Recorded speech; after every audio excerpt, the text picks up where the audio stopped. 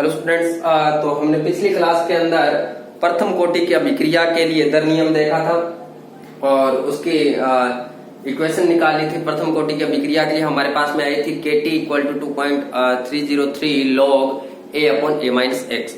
अगर हमें सांद्रता के पद में ये दे रखा है तो वो इक्वेशन सही है, लेकिन अगर हमें सांद्रता का पद नहीं दे रखा है, हम दर को दो प्रकार से निकाल सकते हैं। एक सांद्रता की टर्म्स में हमने लिखा था कि अभिक्रिया की दर है वो अभिक्रिया में भाग लेने वाले क्रिया कारकों की सांद्रता पर डिपेंड करती है, और साथ में ये अभिक्रिया के में भाग लेने वाले क्रिया कारक है उनके जो दाब है उसके ऊपर भी डिपेंड करती है, आंशिक दाब पर।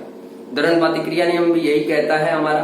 तो द्रव्यानुपाती क्रिया नियम भी यही लगता है। दर को भी हमने दाब के पदों में निकाल रखा है, तो दाब का पद अगर दे रखा हो तो हम कॉन्सेंट्रेशन वाली टर्म्स अब वो यूज में नहीं ले सकते, है ना। दाब अलग पार्ट हो गया और जो कॉन्सेंट्रेशन है वो अलग टर्म्स हो गई है। तो अगर दाब के पद में दे रखा है, दाब किसके लिए दिया जाएगा? दाब दिया जाएगा गैस के लिए। और अगर हमें गैस दे रखी है तो इसके लिए हम अभिक्रिया के लिए, प्रथम कोटि अभिक्रिया के लिए जो समीकरण है वो किस प्रकार से व्युत्पत्त करेंगे? तो किसी गैसीय अभिक्रिया के लिए प्रथम कोटि की अभिक्रिया इसके लिए निकालना है। हम क्या मान लेते हैं, एक हमारे पास में रिवर्सिबल रिएक्शन दे रखी है, उत्क्रमणीय अभिक्रिया दे रखी है A tends to B plus में C। A गैसीय मीडियम में है, B भी गैसियस मीडियम में, और C भी हमारा क्या है, गैसियस मीडियम के अंदर दे रखा है। हम कहते हैं वहां पर भी यही माना था t बराबर 0 पर। वहां पर क्या बोल रहे थे? कॉन्सेंट्रेशन बोल रहे थे। t बराबर 0 पर प्रारंभिक सांद्रता, और यहाँ पर t बराबर 0 पर हम क्या बोलेंगे? प्रारंभिक दाब, इनिशियल प्रेशर। तो प्रेशर की टर्म्स की अगर हम बात करें तो ये हमारा वहां पर क्या था, A था, यहाँ पर क्या हो जाएगा P, और प्रेशर के लिए P I क्या लगा दिया, इनिशियल क्या हो जाएगा, मतलब कि प्रारंभिक दाब। और B की कॉन्सेंट्रेशन हमारी 0 है, यहाँ पर जो प्रेशर है वो 0 है, और C का भी प्रेशर कितना है, 0 है। जब तक अभिक्रिया स्टार्ट नहीं होगी तब तक हम उनको 0 मानते हुए चलेंगे। इसके बाद में t बराबर T पर, t बराबर T की अगर हम बात करते हैं तो t बराबर T पर जो प्रेशर है वो क्या हो जाता है, कम हो जाएगा। अभिक्रिया का दाब है वो कम हो जाएगा, क्रिया कारक का दाब है वो कम हो जाएगा। और वहां पर क्या हो रहा था, A माइनस एक्स हो रहा था। बस कुछ नहीं चेंज करना है, A की जगह क्या लगा दोगे, PI लगा दोगे। तो यहाँ पर PI से माइनस होगा कितना, x। तो जितना यहाँ से माइनस होगा उतने ही हमारे प्रोडक्ट बनेंगे। तो x माइनस हो रहा है तो ये x बन गया और ये भी x बन गया। तो हमारे पास में दाब आ गया कि अंतिम दाब है t बराबर T पर और PI माइनस में x, है ना। इसे हम PF भी लिख सकते हैं, लेकिन हम डायरेक्ट ये मान रहे हैं PI और ये PI माइनस में x हो गया, और इसका दाब कितना हो गया, x, और ये भी x, ये x बन जाएगा और ये भी x बन जाएगा। From law of mass action, अगर हम द्रव्यानुपाती क्रिया नियम लेते हैं तो द्रव्यानुपाती क्रिया नियम क्या कहता है कि अभिक्रिया की दर अभिक्रिया में भाग लेने वाले क्रिया कारकों के आंशिक दाब के गुणनफल के क्या होता है, समानुपाती होता है, ये भी कहता है। और सांद्रता की टर्म्स से सांद्रता के जो क्रिया कारक अभिक्रिया में भाग लेने वाले क्रिया कारकों की सांद्रता के गुणनफल के समानुपाती होता है। तो यहाँ पर इन टर्म्स ऑफ प्रेशर की बात कर रहे हैं दाब के पदों में, तो दाब के पदों में क्या रहेगा, इन टर्म्स ऑफ प्रेशर। दाब के पदों में क्या हो जाएगा, अभिक्रिया की दर अभिक्रिया में भाग लेने वाले क्रिया कारक क्या है, A है। अभिक्रिया में भाग लेने वाले क्रिया कारकों के आंशिक दाब, A का आंशिक दाब, A के द्वारा, केवल A के द्वारा लगाया गया दाब। तो A के आंशिक दाब जितने भी क्रिया कारक होंगे उनका गुणनफल, A की क्रिया कारक PA, A का आंशिक दाब, ये A का आंशिक दाब, आंशिक दाब।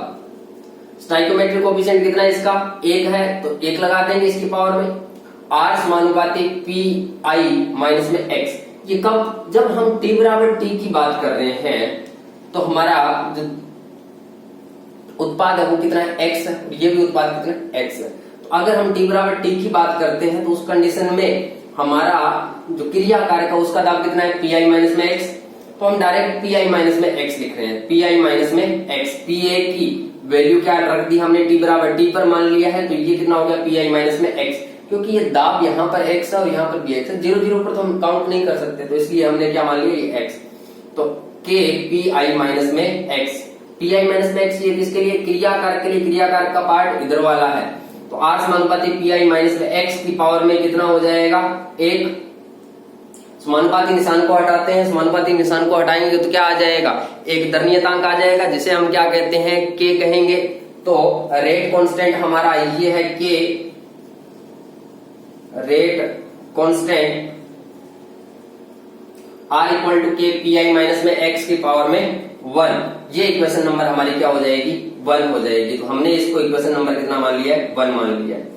उत्पाद के पद में, उत्पाद के लिए अगर हम देखें तो हमारी जो दर है वो क्या कहती है, अगर इसके लिए हम रेट लिखते हैं तो क्या लिखेंगे, आर माइनस में डी अपॉन में D T equal two plus में डीबी अपॉन में डी टी और प्लस में डीसी अपॉन में डी टी। तो हम आर उत्पाद के लिए क्या लिखेंगे, डीबी अपॉन में डी टी या डीसी अपॉन में डी टी प्लस में डी एक्स अपॉन में डी टी। एक्स क्यों, क्या यहाँ पर इसके जो प्रेशर है वो कितना एक्स है, तो डी एक्स अपॉन में डी टी लिख दिया।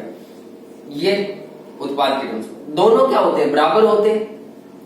इक्वेशन नंबर 1 और 2 से आर और आर है ना, तो क्या आ जाएगा, दोनों बराबर आ जाएंगे। वहां पर क्या था, प्रथम कोटि में कॉन्सेंट्रेशन की टर्म्स में अगर हम देख रहे थे तो वहां पर था R equal to K A minus में एक्स की पावर में 1 और यहां पर था R equal to D X upon में डी टी, सेम था। इसके बाद में इक्वेशन नंबर 1 और 2 से तुलना करते हैं तो क्या बन जाएगा, dx अपॉन में dt के पी आई माइनस में x की पावर में 1, वहां से तुलना करते जाइएगा। वहां पर क्या था, a माइनस में x था, क्रॉस मल्टीप्लाई कर दो, x वाली टर्म्स एक साइड में और दूसरी टर्म्स एक साइड में, dx पी आई माइनस में x की पावर में 1 और k dt है ना। तो इस प्रकार से वहां पर क्या था, dx अपॉन में a माइनस में x, इस प्रकार से था।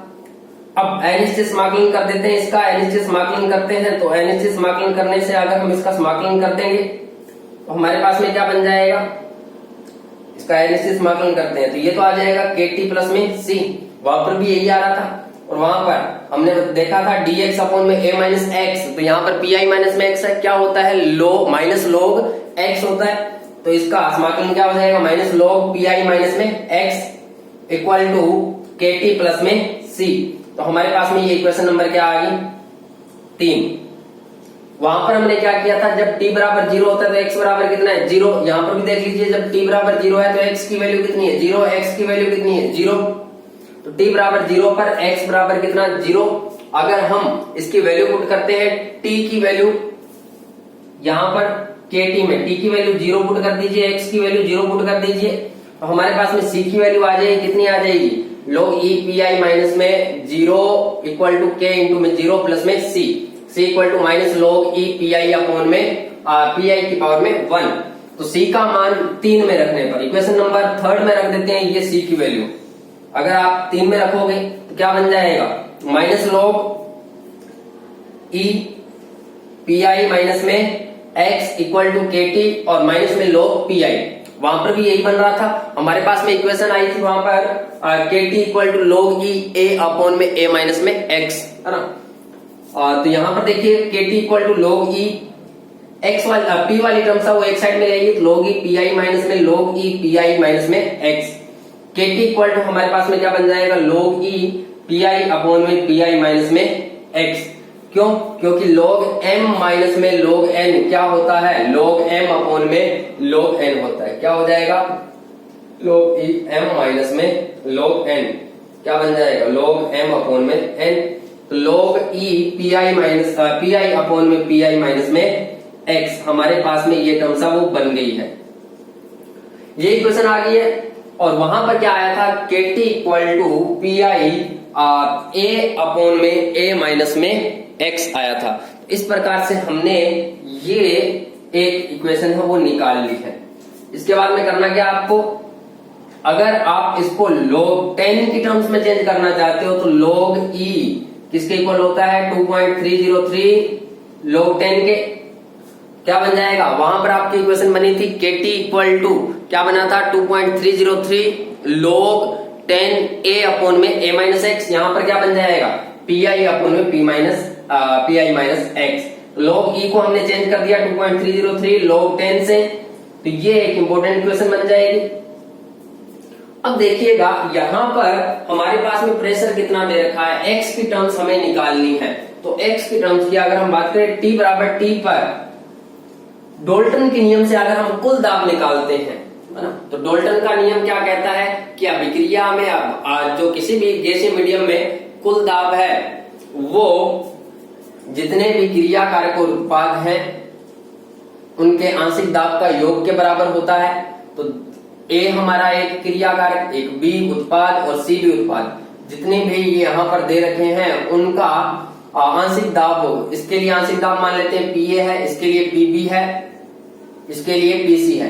तो डाल्टन के आंशिक दाब के नियम से, ये हमने 11th में कर रखा है आंशिक दाब का नियम, तो सभी आंशिक दाब को जोड़ देंगे और हमारे पास में कुल दाब आ जाएगा। तो हम जानते हैं डाल्टन का आंशिक दाब पीटी इक्वल टू क्या होता है, पीए प्लस में पीबी प्लस में पीसी और इक्वल टू ऐसे ऐसे करके हमारे पास में पीएन था वहां पर जो हमने 11th में पढ़ा था।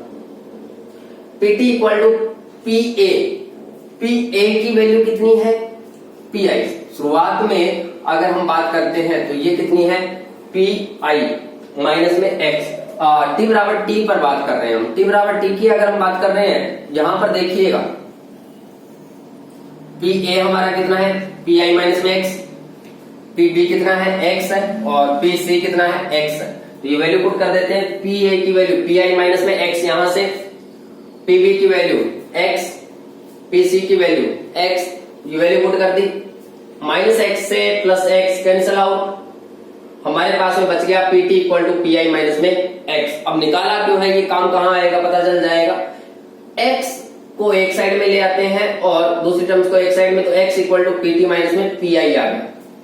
अब देखिएगा हमारे पास में एक्स की वैल्यू आ गई, कितना दाब है वो माइनस हुआ है, मतलब कि दाब में कितनी कमी आई है वो हमारे पास में आ चुकी है, ये वाली।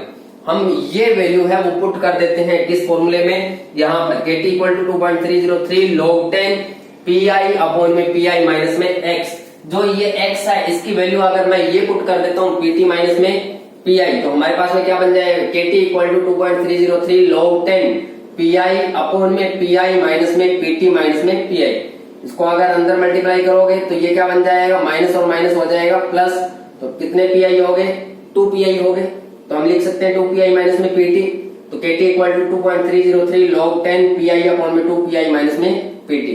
तो गैसियस मीडियम में अगर आपसे इक्वेशन पूछ लेता है, प्रथम कोटि की अभिक्रिया पूछ लेता है, तो इस प्रकार से आप इसको सोल्व कर सकते हो। लगभग आपको यही डेरिवेशन मिलेगा हर जगह, है ना। दूसरा इक्वेशन हमारे पास में ये है, और ज्यादा ये रटने की कोशिश मत करिएगा, वैसे जैसा आपको निकलवाना बताया है इस प्रकार से निकालते तो वैसे निकाल लीजिएगा। अगर यहाँ पर ये इक्वेशन अलग आ जाती है तो आप निकालने की कोशिश करिएगा। न्यूमेरिकल दे रखा है एक, वो न्यूमेरिकल कर लीजिएगा, उसका आंसर निकाल लीजिएगा। इसके बाद में हम आगे न्यूमेरिकल भी करेंगे, है ना।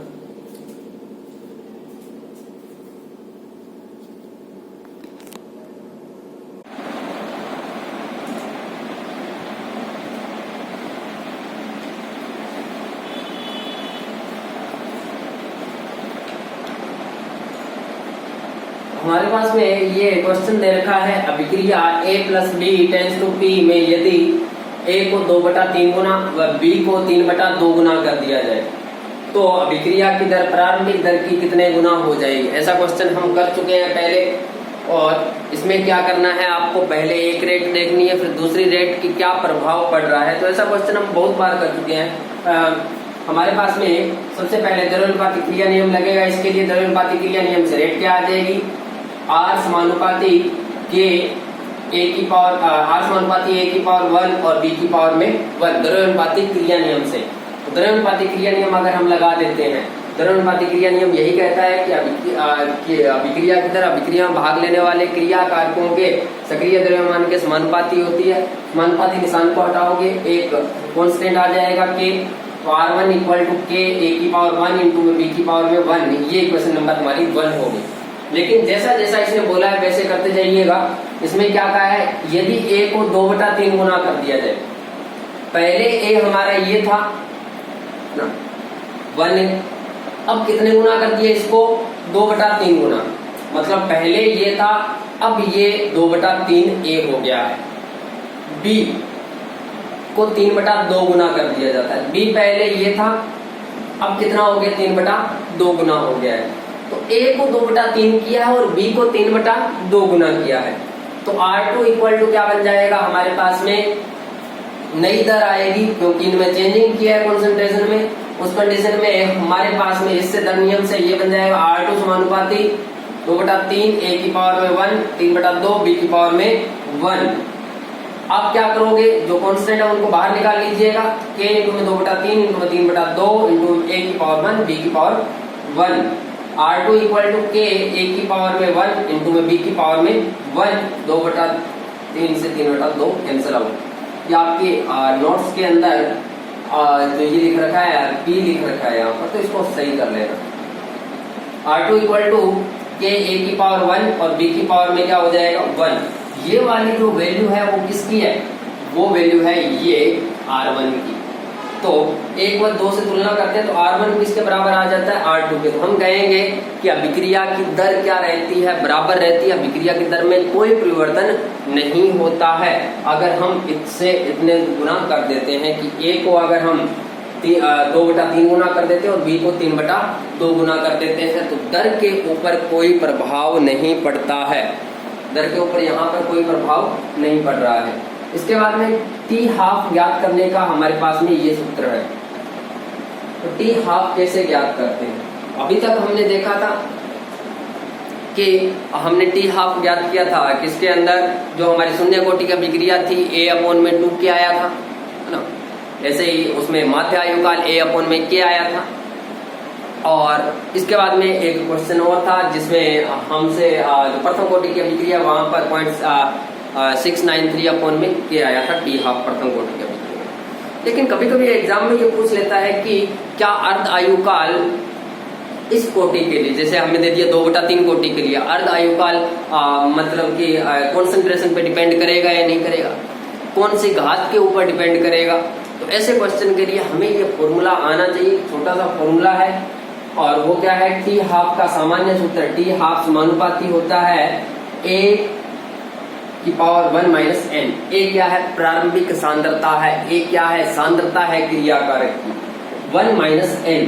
ये n इसे हम कहते हैं सांद्रता, और ये n हमारा क्या है, ऑर्डर है। कौन से ऑर्डर की बात कर रहा है, जीरो ऑर्डर के लिए अगर हम बात करते हैं तो ऑर्डर रिएक्शन के लिए n इक्वल टू कितना हो जाएगा, 0 हो जाएगा। n की वैल्यू 0 पुट करूंगा तो t½ समानुपाती a की पावर 1 माइनस में 0 आ जाएगा, या t½ a की पावर में 1 आ जाएगा। हम कहेंगे यहाँ पर जो समय है या अर्ध आयुकाल है वो सांद्रता के ऊपर डिपेंड कर रहा है।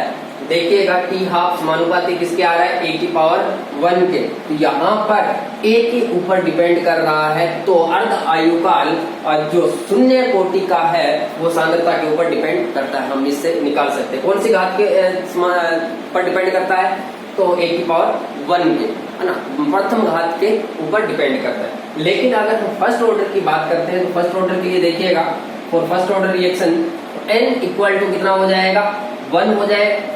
n क्या है, वो ऑर्डर है, कोटि है। n की वैल्यू अगर हम 1 पुट करते हैं, इस फॉर्मूले में पुट कर दीजिएगा, t½ समानुपाती 1 माइनस में 1। n की वैल्यू 1 पुट कर देंगे, t½ समानुपाती a की पावर में कितना आ जाएगा, 0। और किसी की पावर 0 चाहे कुछ भी हो, 2 की पावर 0, 3 की पावर 0, किसी की भी पावर 0 कितना होता है, 1 होता है। और 1 का अर्थ क्या है, ये कांस्टेंट है, मतलब कि यहाँ पर a के ऊपर डिपेंड नहीं कर रहा है, a के ऊपर डिपेंड नहीं करता। और यही हमने देखा था, अर्ध आयुकाल कितना आया था इसके लिए, 0.693/k आया था। तो प्रथम कोटि के लिए 0.693/k आया था, वहां पर 0.693 भी क्या था, हमारा कांस्टेंट था, और k भी हमारा क्या था, कांस्टेंट था। तो हम कहेंगे इसके ऊपर डिपेंड नहीं करता है, सांद्रता के ऊपर डिपेंड नहीं करता है प्रथम कोटि का अर्ध आयुकाल। लेकिन अगर हम बात करते हैं शून्य कोटि की, तो वहां पर क्या आया था, a/2k, a/2 क्या आया था, तो a के ऊपर डिपेंड कर रहा था। यहाँ पर कौन सी, शून्य घात पर डिपेंड करेगा। अगर हम यहाँ पर ऑर्डर मान लेते हैं कि ऑर्डर कितना है इसका, 1/4, 1/4 कोटि के लिए अगर हमें अर्ध आयुकाल के लिए बताना हो कि ये कौन सी घातांक पर निर्भर करेगा, तो हम 1/4 के लिए बात करते हैं। n की हमारे पास में ऑर्डर दे रखा है 1/4, तो t½ क्या हो जाएगा, समानुपाती a की पावर 1 माइनस में 1/4। क्या बन जाएगा, टी हाफ और समानुपाती a की पावर 3/4। मतलब कि यहाँ पर 3/4 घात के ऊपर निर्भर करेगा ये। मतलब कि सांद्रता कौन से घातांक के समानुपाती होता है, 3/4 घातांक के समानुपाती होता है। इस प्रकार से हम निकाल सकते हैं। सेकंड ऑर्डर के लिए अगर निकालना चाहते हैं तो सेकंड ऑर्डर के लिए अगर हम बात करें, क्या हो जाएगा, टी हाफ समानुपाती a और n की वैल्यू 2 हो जाएगी, तो 1 माइनस में 2, ये बन जाएगा टी हाफ समानुपाती a की पावर -1 और ये बन जाएगा टी हाफ समानुपाती 1 में a। मतलब कि व्युत्क्रमानुपाती हो जाता है ना, प्रथम घात के व्युत्क्रमानुपाती होता है। तो इस प्रकार से आप टी हाफ की गणना कर सकते हो। आपको छोटा सा क्वेश्चन दे दिया जाता है तो इतना बड़ा डेरिवेशन करने की जरूरत नहीं है। वहां पर आप डायरेक्ट इस फॉर्मूले से निकालकर बता सकते हो कि ये कौन सी घातांक के ऊपर निर्भर करेगा या कौन सी के ऊपर नहीं करेगा। इस प्रकार से आपको ये सभी फॉर्मूले याद रखने हैं। तो हमारा शून्य कोटि के लिए आया था, क्या आया था, x = KT आए थे हमारे पास, है ना। और जो प्रथम कोटि के लिए हमारे पास में जो फॉर्मूला आया था वो प्रथम कोटि का ही इम्पोर्टेंट है। और प्रथम कोटि के लिए जो सबसे पहले हमारे पास में KT = क्या आया था, 2.303 और log 10 a/a-x। इसके लिए अर्धायुकाल कितना होता है, तो अर्धायुकाल की अगर हम बात करते हैं तो 0.693 k होता है। बहुत इंपॉर्टेंट है, आपका पहला क्वेश्चन ही यही होगा शायद तक बुक के अंदर, है ना। तो इस प्रकार से आपको क्या करना है कि ये फॉर्मूले भी याद करने और साथ में इनका डेरिवेशन भी याद करना है। और क्वेश्चन है जितने मैंने करवाए हैं वो कर लीजिएगा और अब बुक के भी करके देखिएगा। धीरे धीरे प्रैक्टिस करोगे तो सभी होते जाएंगे। एक बार अगर एक बार में समझ नहीं आता है तो आप क्या करिएगा, वीडियो दोबारा देखिएगा। दूसरी बार भी समझ में नहीं आता, फिर भी आपको अगर कोई प्रॉब्लम आती है तो फिजिकली हम करवाएंगे। फिर से आगे आपका जो जैसे ही स्कूल खुलेंगे तो उस कंडीशन में आपको करवाया जाएगा फिर से। Thank you.